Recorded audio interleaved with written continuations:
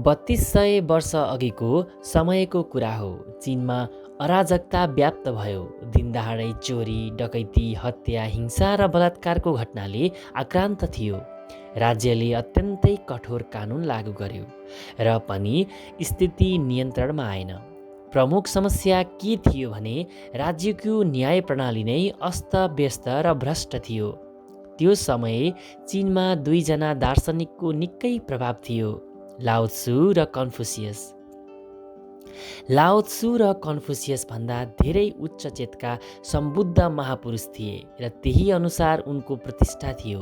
राज्यमा व्याप्त अराजकता नियन्त्रण गर्न राज्यले लाओ त्सुलाई प्रमुख न्यायाधीश नियुक्त गर्यो। लाओ त्सुको न्यायिक फैसलाहरूबाट चीनभर खैलाबैला मच्चिन थाल्यो। उनले गरेको फैसलाको सार तत्त्व कसैको बुझाइमा आएन।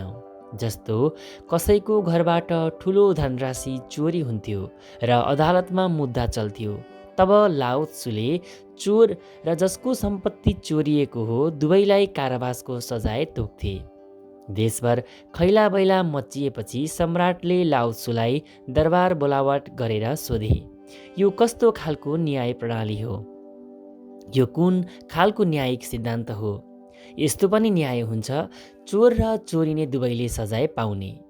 लाओ त्सु भन्थे, समाजमा रहेको चोरी, डकैती, बलात्कार निश्चेद गर्न यो बाहेक अरू उपाय छैन। बादशाहले सोधे, कसरी? चोर त दोषी भयो, सजाय पाउने भए ठिक छ, तर जसको चोरी भएको छ ऊ कसरी दोषी हुन्छ?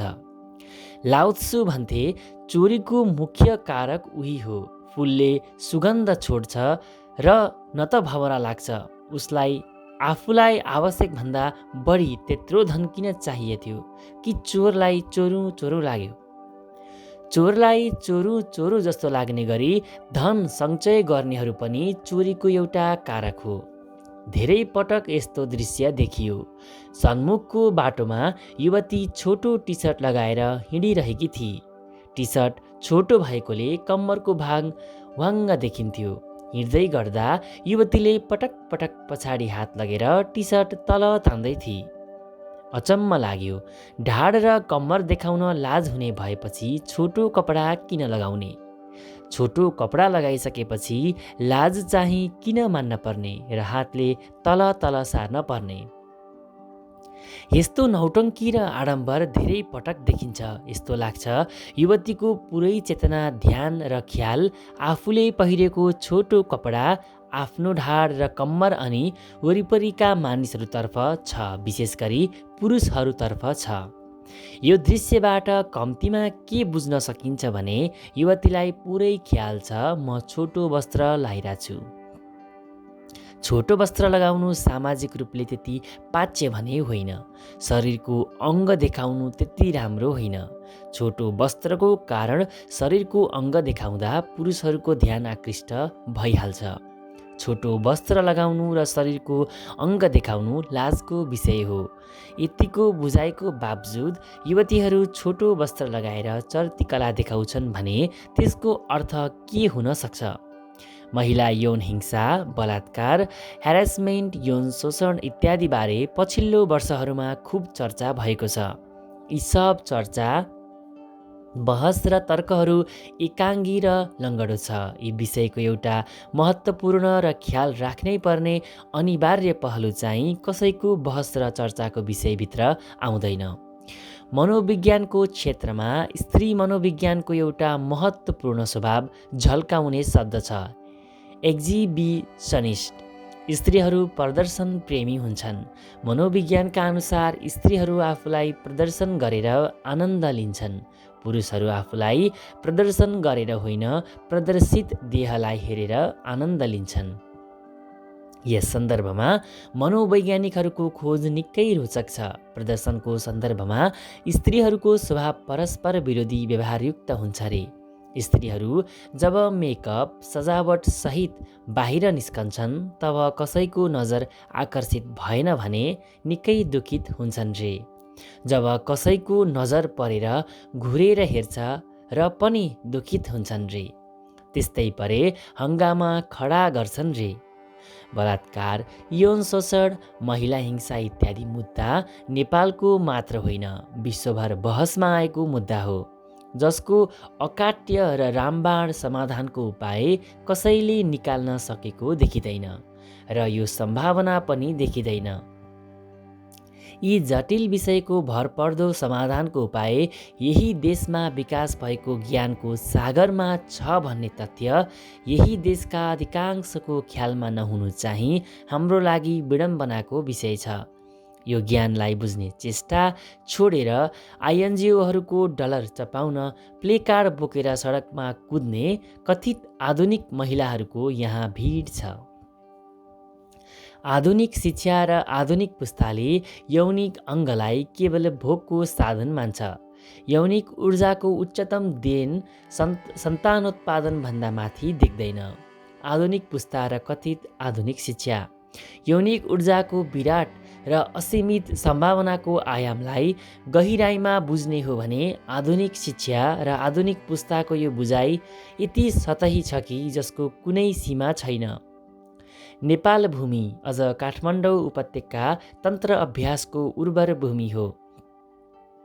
यौन रहस्यको विराट सम्भावनालाई उजागर गर्ने बारे तन्त्र दर्शन जस्तो ज्ञानको सागर यो जगतमा अर्को छैन।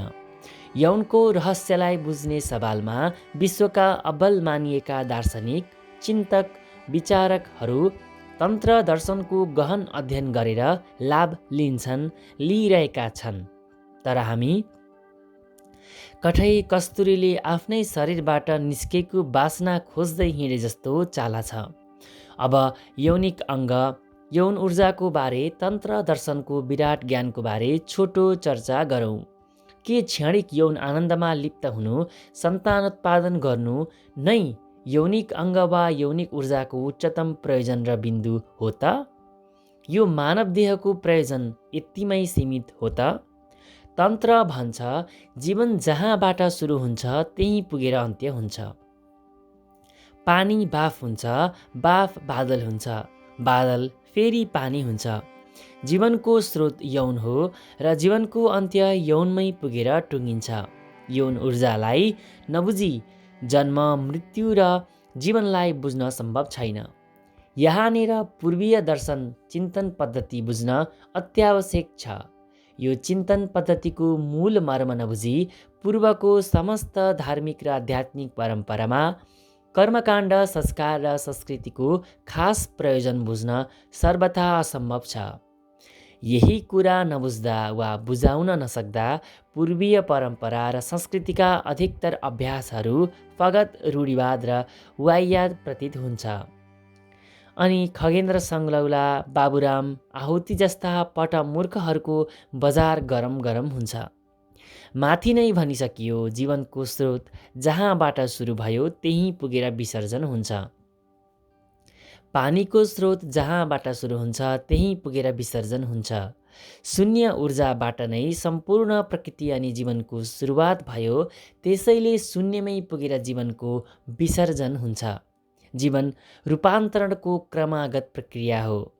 संसारमा हरेक चिज गतिशील र परिवर्तनशील छ र यो सँगै रूपान्तरणको प्रक्रिया चलिरहन्छ।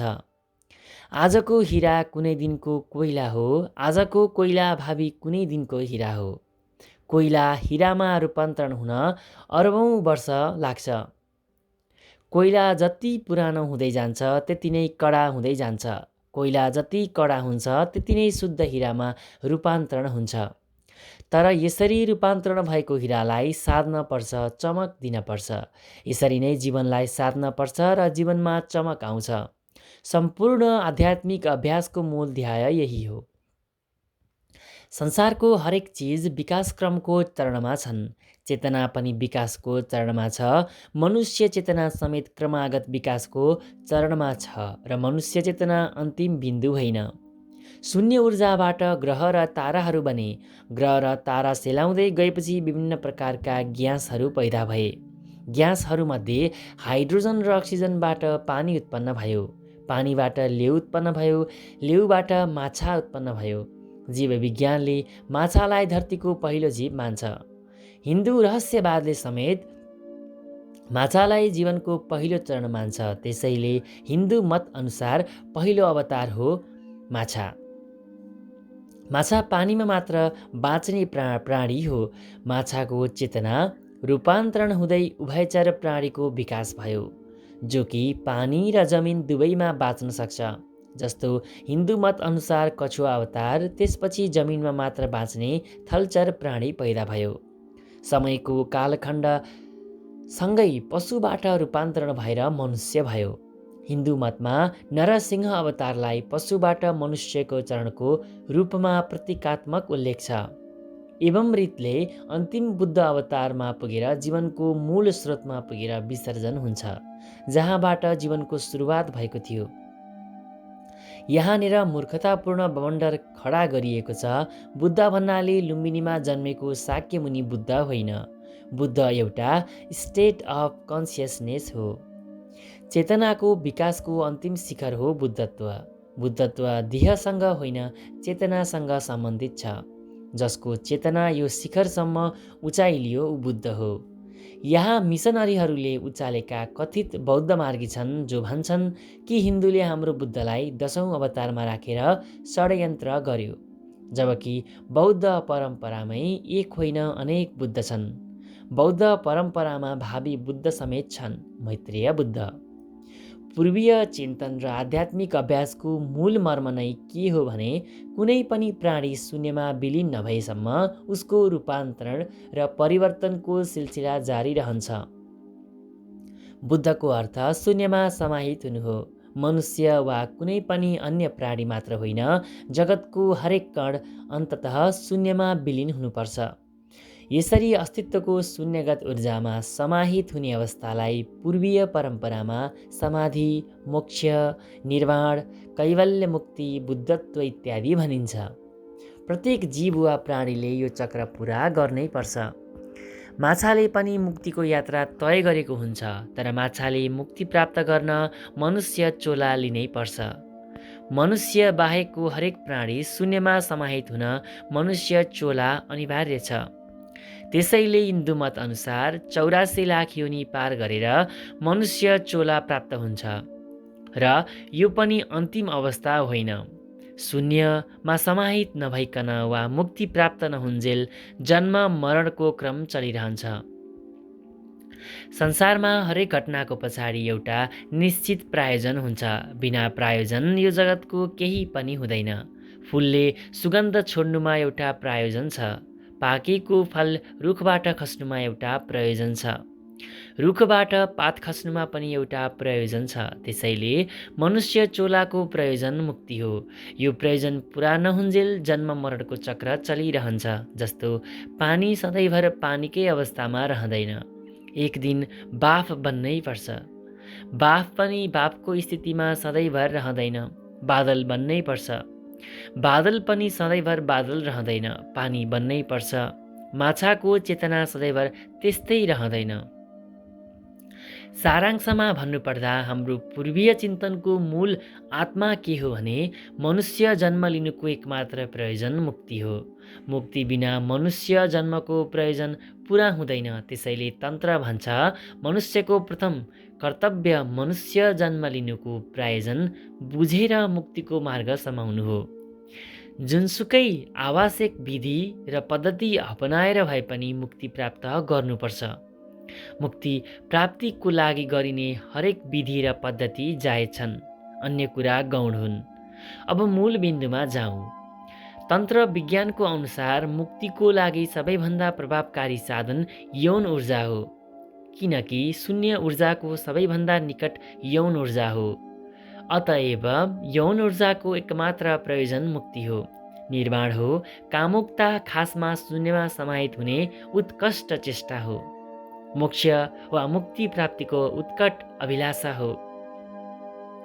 तन्त्र विज्ञानमा यौन कर्मलाई मुक्तिको मार्गमा समाहित गर्ने विधि छन्, जसको अभ्यास हजारौं वर्षदेखि भइरहेको छ। तन्त्र दर्शनको अनुसार यौन ऊर्जाको दुई दिशा हुन्छन्, अधोगमन र ऊर्ध्वगमन। यौन ऊर्जाको अधोगमनको दिशा पतनको मार्ग हो। यौन ऊर्जाको ऊर्ध्वगमनको दिशा मुक्ति वा समाधिको मार्ग हो। तन्त्र विज्ञानमा यौन ऊर्जालाई ऊर्ध्वगमनको दिशा दिने विधि र पद्धति छन्। हामीले आजसम्म जानेका यौन क्रिया ऊर्जाको अधोगमन हो। कामुकताको बारे हामीले जानेको र बुझेको सिर्फ यति हो, वीर्य वा रजको स्खलन अर्थात् यौन ऊर्जाको अधोगमन यौन ऊर्जाको ऊर्ध्वगमन दिशा पनि हुन्छ र त्यो नै अमृत हो भन्ने तथ्य हाम्रो ख्यालमा छैन। तन्त्र परम्परामा यौन ऊर्जाको अधोगमन अर्थात् वीर्य स्खलन सिर्फ सन्तान उत्पादनको प्रयोजनको निम्ति मात्र स्वीकृत छ। सन्तान उत्पादन हेतु बाहेकको प्रयोजनको लागि गरिने यौन संसर्गमा वीर्य स्खलन हुनु मनुष्य चेतनाको पतनको दिशा हो, यौन ऊर्जाको चरम दुरुपयोग हो। दुनियाँमा पाप भन्ने चिज कुनै छ भने तन्त्रको अनुसार यही नै सबैभन्दा ठुलो पाप हो। अब काम ऊर्जालाई ऊर्ध्वगमन दिशा दिनको लागि तन्त्रविधिको आवश्यक किन पर्छ त? जस्तो हामीले हातले समाएर राखेको कुनै चिज छोडिदियो भने त्यो वस्तु स्वाभाविक रूपले तल जान्छ, अर्थात् अधोगमन दिशामा जान्छ। त्यो वस्तुलाई अधोगमन दिशा दिन बल लगाउन पर्दैन, स्वाभाविक रूपले छोडिदिए हुन्छ। तर हातमा रहेको वस्तुलाई ऊर्ध्वगमनको दिशा दिन एक किसिमको बल लगाएर माथि फ्याँक्न पर्छ। 3 तलाबाट खस्न बल लगाउन पर्दैन, कुनै प्रयत्न गर्न पर्दैन। आफूलाई छोडिदिए हुन्छ, तर भुइँमा गिरिसकेपछि उठ्नको लागि प्रयत्न गर्न पर्छ, बल लगाउन पर्छ। त्यस्तै काम ऊर्जाको अधोगमनतर्फको दिशा स्वाभाविक मार्ग र दिशा हो। काम ऊर्जाको दिशाको सन्दर्भमा कुनै प्रयत्न गरिएन भने यसको स्वाभाविक दिशा भनेको अधोगमन हो। तर काम ऊर्जालाई ऊर्ध्वगमनको दिशा दिन कठोर प्रयत्नको जरुरी हुन्छ। तान्त्रिक यौन क्रिया काम ऊर्जालाई ऊर्ध्वगमन दिशा दिने यस्तै प्रयत्न वा साधना विधि हो। आधुनिक भौतिक विज्ञानको अनुसार यो जगतमा जुन चिज जति सूक्ष्म छ त्यसभित्र त्यति नै विराट ऊर्जा र शक्ति लुकेको हुन्छ। जस्तो अणुभन्दा परमाणु सूक्ष्म हुन्छ, त्यसैले अणुमा भन्दा परमाणुमा विराट शक्ति र ऊर्जा लुकेको हुन्छ।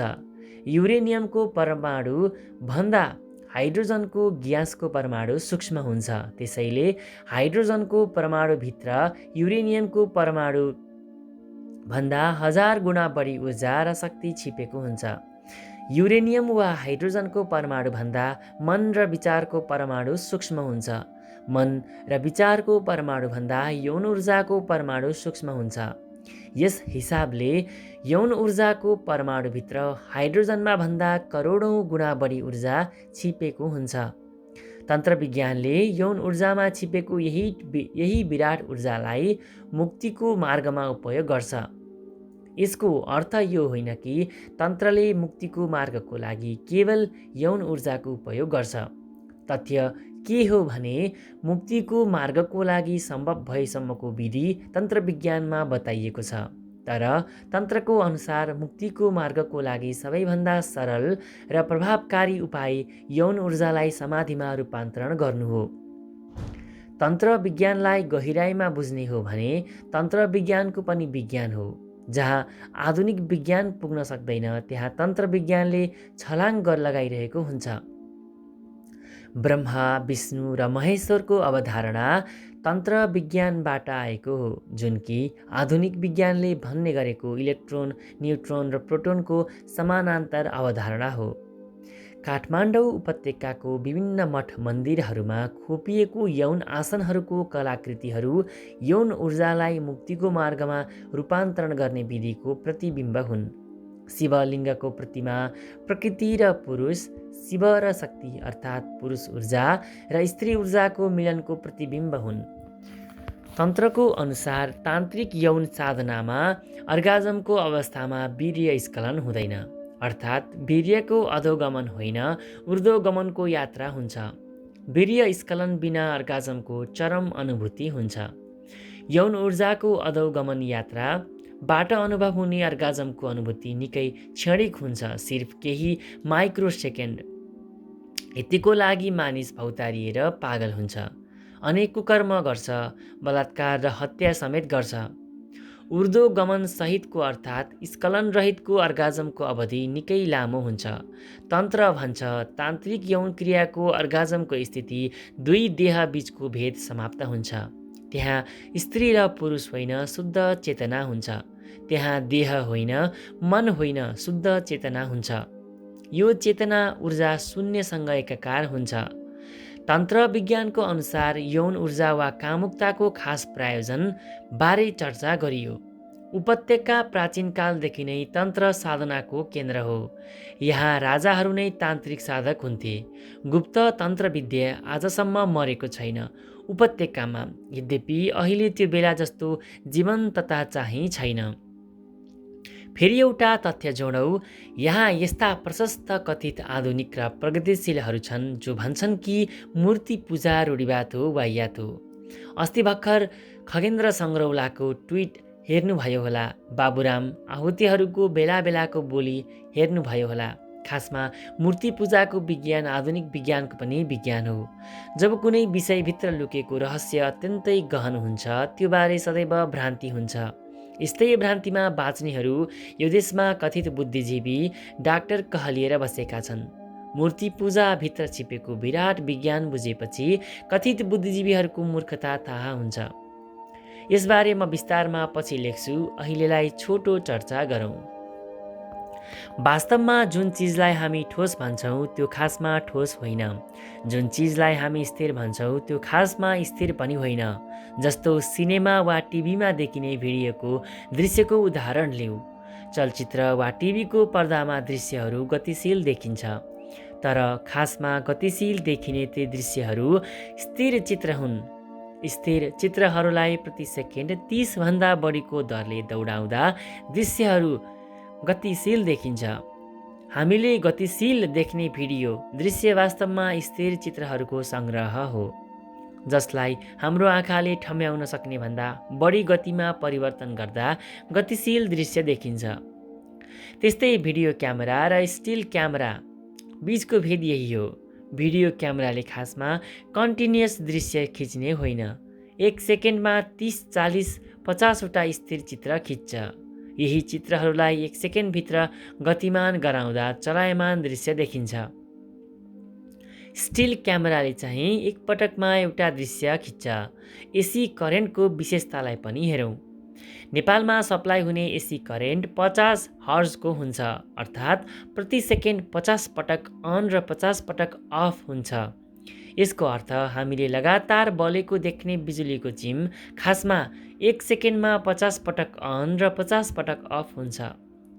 तर हाम्रो आँखाले एक सेकेन्डभित्र भएको अन अफ ठम्याउन सक्दैन र बिजुलीको चिम बलिरहेको भ्रान्ति हुन्छ। तर खासमा बिजुलीको चिम बल्ने निम्ने भइरहेको हुन्छ। एउटा चलिरहेको सिलिङ फ्यानमा हात राख्ने हो भने पङ्खाको ब्लेडले हात काट्छ, तर उक्त पङ्खाको ब्लेडलाई विशेष प्रविधिद्वारा प्रति सेकेन्ड 1 लाख भन्दा बढी आरपिएमको गतिमा घुमाउने हो भने पङ्खाको ब्लेडले काट्दैन। मात्र होइन, उक्त पङ्खा ठोस वा स्थिर वस्तु जस्तो अनुभूति हुन्छ। उक्त पङ्खामाथि बस्न सकिन्छ। उक्त पङ्खामाथि खानेकुरा राखेर खान सकिन्छ, सुत्न सकिन्छ। पानी अडिन्छ, चुहिँदैन।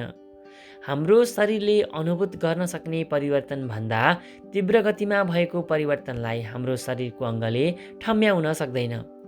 जगतको सम्पूर्ण चिजहरू जसलाई हामी ठोस भन्छौँ ती सबै यस्तै हुन्। तीव्र गतिमा दौडिएको ऊर्जाको पुञ्ज हाम्रो आँखा र देहले ठम्याउन नसक्दा ती ठोस जस्तो लागेको हो। अनि जसलाई हामी स्थिर भन्छौँ त्यो खासमा स्थिर होइन।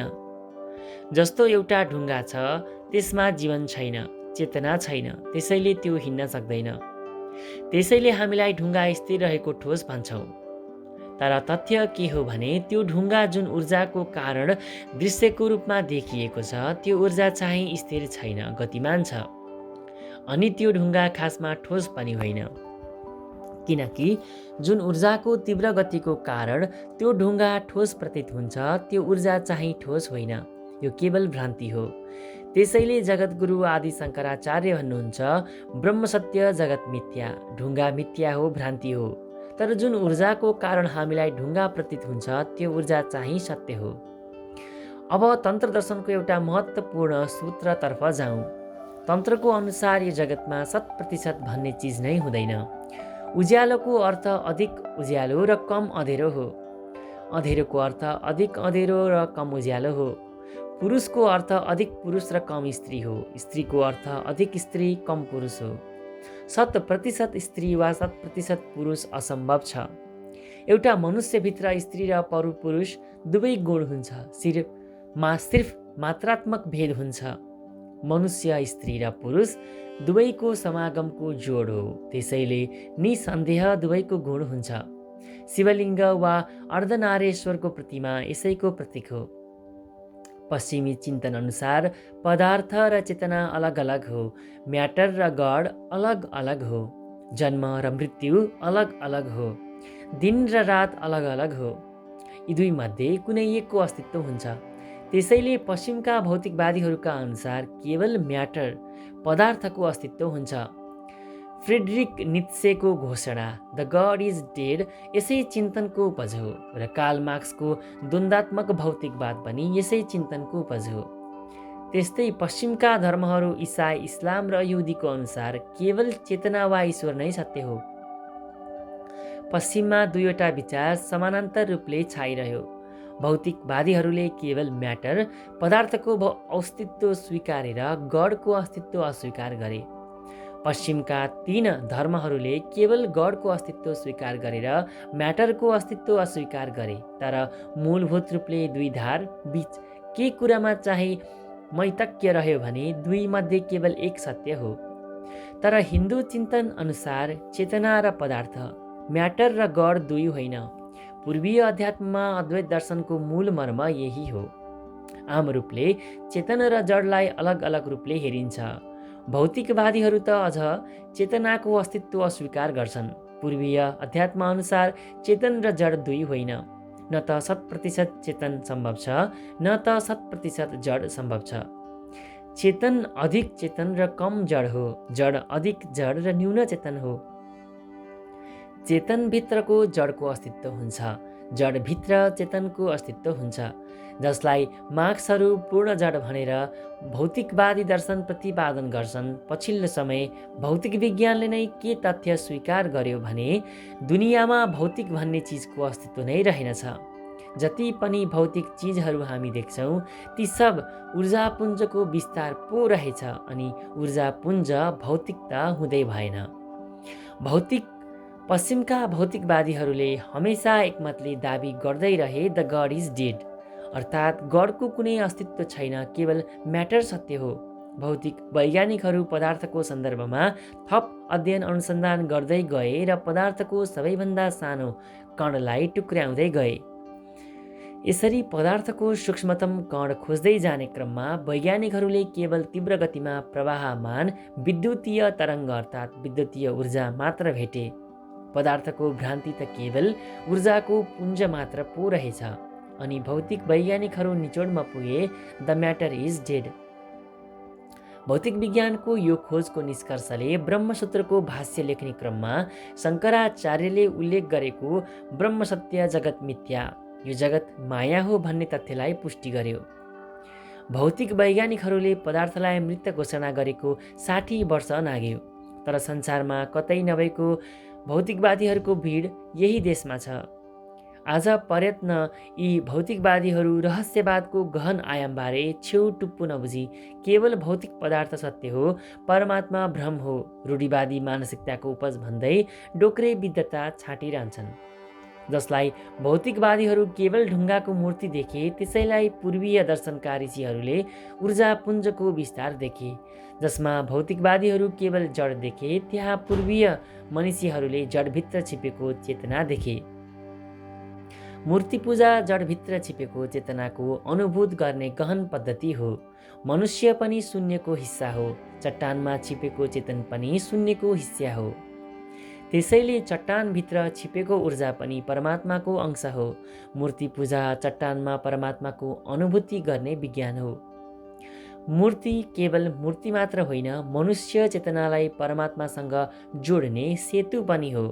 जस्तो कि संसारको हरेक चिज गतिशील परिवर्तनशील छ र हरेक चिज रूपान्तरण हुँदै विकासक्रमको यात्रामा छन्, त्यसैले एउटा पत्थरको मूर्तिभित्र छिपेको चेतनाको सानो अंश पनि विकासक्रमको यात्रामा छन् र यो यात्रा शून्यमा विलिन भएर टुङ्गिन्छ। त्यसैले पूर्वीय मतमा रहेको हरेक चट्टान समेत परमात्मा प्राप्तिको दिशामा छन्, केवल प्राणी र मनुष्य मात्र होइन। मैले माथि छोटकरीमा जे उल्लेख गरेँ त्यो हाम्रो देशको चिन्तन पद्धति हो, जसलाई यो देशमा जन्मेका हजारौँ ऋषि महर्षि सम्बुद्ध पुरुषहरूले आफ्नै पुरै जीवन खर्चेर खोज गरे। यो चिन्तन धारा नै यो देशको मूल आत्मा हो। यो आत्मालाई बिर्सदा नै यो देश आत्मा बिनाको मुर्दा शरीर भएको छ। त्यसैले सारा बमुण्डर खडा भएको छ। यो देशको मूल समस्याको कडी यही हो, तर यहाँ यस्ता ठगहरू हर्ताकर्ता भएर टोपलिएका छन् जो कि समस्याको समाधानको रूपमा मनोगत र स्वार्थगत तथ्य तेर्स्याएर ठगी र फट्याइको धन्दा लम्ब्याउने चेष्टा गर्दैछन्। मूल समस्या अर्थोक छ, तर यिनले अन्धाले हात्ती छामे झैँ कहिले गणतन्त्र भनेछ, कहिले अग्रगामी लोकतन्त्र भनेछ, कहिले निर्दलीय भनेछ। अब प्रत्यक्ष निर्वाचित कार्यकारी भन्दैछन्। 20 वर्षपछि अर्थोक भन्छन्। अब मूल आशयतर्फ जाउँ। यौन ऊर्जालाई मुक्तिको मार्गमा उपयोग गर्ने जुन गुप्त विद्या यहाँ विकसित भयो त्योबारे पश्चिमाहरू बेखबर रहे। पश्चिमी समाज अनि चिन्तन पद्धति र हाम्रो समाज अनि चिन्तन पद्धति बिल्कुल अलग अलग हो। उनीहरू देह प्रदान हुन्, चेतनाको रूपान्तरण सम्बन्धमा तिनको त्यस्तो विशिष्ट खोज छैन। अर्कोतर्फ हाम्रो समाज मनोविज्ञान र चिन्तन पद्धति देह प्रदान होइन, चेतन प्रदान हो।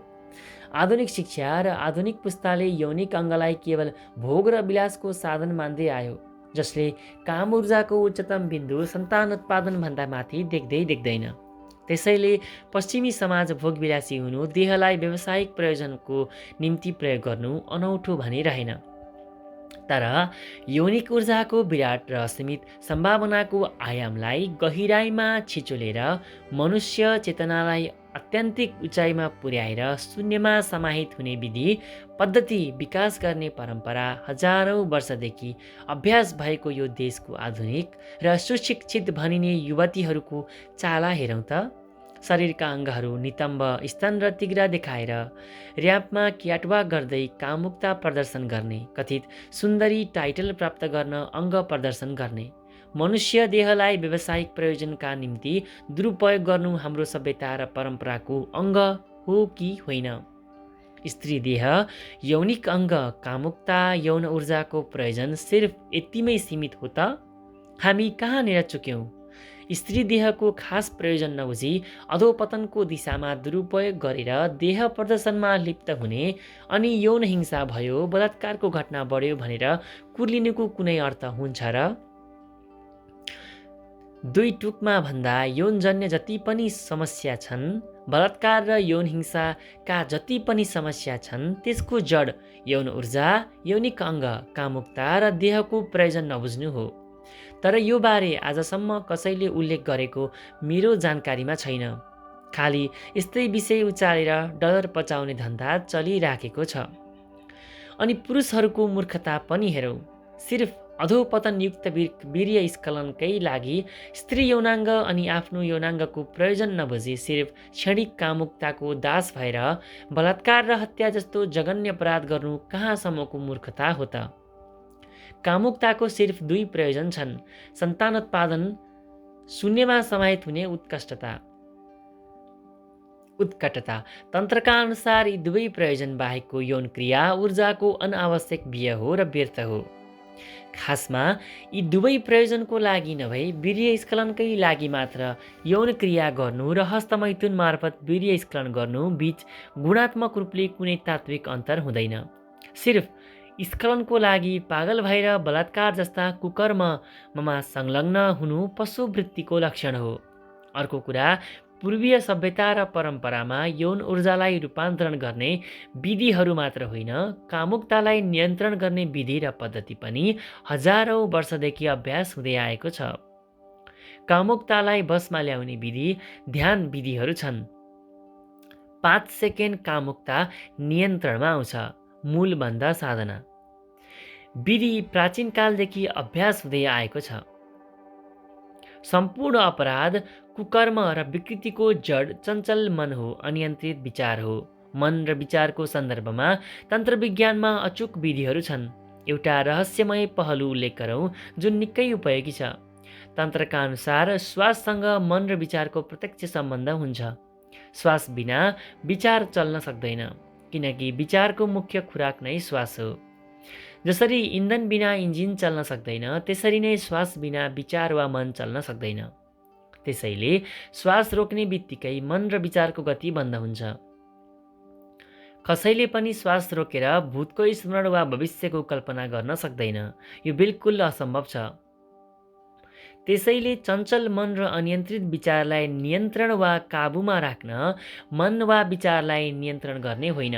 यसले झन् तनावमा ल्याउँछ। बरु श्वासलाई नियन्त्रण गर्नुहोस्। एकपटक 10 मिनट प्रयोग गरेर त हेर्नुहोस् त। तन्त्र परम्परामा रूपान्तरणको लागि सम्भव भएसम्मका विधिहरू छन्। सम्पूर्ण आध्यात्मिक साधना र विधिको मूल जरो नै तन्त्र हो। यो देश तन्त्र अभ्यासको प्राचीन भूमि भएर पनि यसप्रति बेखबर रहेर हामी कुहिरोको काग झैँ भएको स्थिति छ। तन्त्र दर्शनबारे अध्ययन गर्न विदेशका दिग्गज बुद्धिजीवीहरू नेपाल आउँछन्। मत्स्येन्द्रनाथ, गोरख, तिलोपा नरोपा, पद्मसम्भव, लीला बज्र, जामन गुबाजु जस्ता तान्त्रिक गुरुहरूले सिञ्चित गरेको देश हो यो। तिलोपाको महामुद्रा तन्त्र आध्यात्मिक जगतको निकै उचाइको दर्शन मानिन्छ र अध्यात्मको गहिरो अध्ययन गर्न खोज्ने विश्वका हरेक प्रतिभावान व्यक्तिको लागि अनिवार्य रोजाइभित्र पर्छ। यो देशमा विश्व जगतको लागि अद्भुत, अनौठो र उपयोगी लाग्ने हजारौँ तथ्य र विषयहरू छन्। विश्वमै विरलै जन्मिने अद्भुत प्रतिभा र सम्बुद्ध रहस्यदर्शीहरूको ऊर्जाले भरिपूर्ण देश हो यो। तर यो देशको शैक्षिक पाठ्यक्रम कसले तयार गर्छ कुन्नी म अचम्म पर्छु। हामीमा निहित यावत समस्याको समाधानको लागि अचूक विधिहरू हामीसँगै छ, तर विदेशीको नक्कल गरेर उल्टो समाधानको उपाय खोजिन्छ। मैले कम्युनिस्टहरूको अकारण कटु आलोचना गरेको छैन। म त यी कथित अग्रगामी कम्युनिस्टहरूलाई देशको लागि सबैभन्दा अभिशाप मान्छु। यो देशमा पैदा भएको हरेक उपयोगी खोज र ज्ञानको रहस्यबारे छेउटुप्पो नबुझी रूढिवाद र वाहियात देख्ने र खिल्ली उडाउने, तर पश्चिमाको हरेक चिज आधुनिक र वैज्ञानिक देख्ने र त्यसैको नक्कल गर्ने यिनको चेत यो देशका लागि सबैभन्दा घातक छ। पश्चिमाले ठिक नभनुन्जेल यिनलाई कुनै पनि कुरा ठिक लाग्दैन। पश्चिमका कुनै प्रसिद्ध लेखकले गु खानु स्वास्थ्यको लागि लाभदायक छ भनेर किताब लेख्न पर्छ, यिनले गु खान पनि सुरु गर्नेछन्। भौतिक विकासको मामिला अलग छ, तर सामाजिक मूल्य, मान्यता, आध्यात्मिक दर्शन, चेतना र विचारको क्षेत्रमा हामी धेरै माथि छौँ, जहाँ पश्चिमाहरू कहिले पुग्न सक्दैनन् होला। आर्थिक सम्पन्नताको कुरा गर्ने हो भने पनि गहिराइमा निहाल्न पर्छ। तिनले लुटेर र षड्यन्त्र गरेर सम्पन्नता हासिल गरेका हुन्। तिनले 700 वर्षदेखि लुटेको धन फिर्ता गर्नुपर्छ, ती कङ्गाल हुन्छन्। तर यहाँ एउटा भ्रमको खेती चलाइएको छ। पश्चिमाहरू धनी भएकै उनीहरूसँग बुद्धि भएर हो, त्यसैले उनीहरूको हरेक कुरा नक्कल गर्न पर्छ, तब मात्र हाम्रो उन्नति हुन्छ। लुटेको धनको बलमा तिनले यो देशका कथित अग्रगामी, आधुनिक र प्रगतिशील बनाउँदाहरूको खोपडीमा कुडा कर्कट भरेर जसरी यो देशको विरासत निमिट्यान्न पार्ने दुश्चक्र गर्दै आए, त्यो नितान्त खेदयोग्य छ। यो देश बिग्रनुमा अनपढ होइन, आफूलाई कथित पढे लेखेको, बुद्धिजीवी, आधुनिक, प्रगतिशील र क्रान्तिकारी ठान्ने, तर वास्तविक धरातलमा मूढहरू जिम्मेवारी छन्। यिनले आफू बाहेक अरूलाई रूढिवादी र प्रगति विरोधी ठान्छन्। आफै चाहिँ सङ्कुचित घेरा र मानसिकतामा सडेको भ्यू पाउँदैनन्। प्रगतिशीलको अर्थ यिनलाई पश्चिमाहरूले यस्तरी घोकाएर बहुला बनाए कि यिनले नयाँ जति सबै अग्रगमन र प्रगतिशील र पुराना जति सबै प्रतिगमन र अप्रगतिशील भन्ने अर्थ लगाए। खासमा जुन कुराले मनुष्यको सर्वाङ्गीण हित र भलो गर्छ, त्यो नै प्रगतिशील र अग्रगमन हो। नयाँ जति सबै आधुनिक भन्ने भ्रम छ यिनलाई। तन्त्रको इतिहास 5000 वर्ष पुरानो छ, तर तन्त्र विज्ञानको विराट आयामलाई चिचोल्न पर्छ। तन्त्र जस्तो आधुनिक कुनै विधा छैन। तन्त्रले 5000 वर्ष अगाडि जुन रहस्यहरूको खोज गरेर उजागर गर्यो त्यो बारे विकसित भनिएको आधुनिक विज्ञान पुग्न अझै समय लाग्छ। कतिपय विषय विज्ञानको पकडभन्दा बाहिर छ। तन्त्र सादा, ताजा र आधुनिक छ। पश्चिमका दिग्गज वैज्ञानिकहरू पूर्वीय रहस्यवादभित्र निहित विराट विज्ञानप्रति नतमस्तक छन्। तर ती वैज्ञानिकभन्दा जान्ने यहाँका डलरे बुद्धिजीवीहरू छन्। यी कथित बुद्धिजीवीहरू यतिसम्म नीच र हरामखोर छन् कि आफ्नै देशको मौलिक सभ्यता, संस्कृति र परम्पराको उछितो काट्न 24 घण्टा ढुकेर बस्छन्। मौका मिल्यो कि ट्विट गरिहाल्छन् र त्यही ट्विट देखाएर मिसनरीबाट दलाली बापतको पारिश्रमिक बुझेर पेट पाल्छन्। नेपालीहरूले यी धुन्धुकारी लठुवाहरूलाई एक एक चिनेर ठेगान लगाउन विलम्ब गर्नु हुँदैन है। यो लेखका लागि दाजु शान्तिमान श्रेष्ठप्रति आभार र कृतज्ञता प्रकट गर्दछु। धन्यवाद।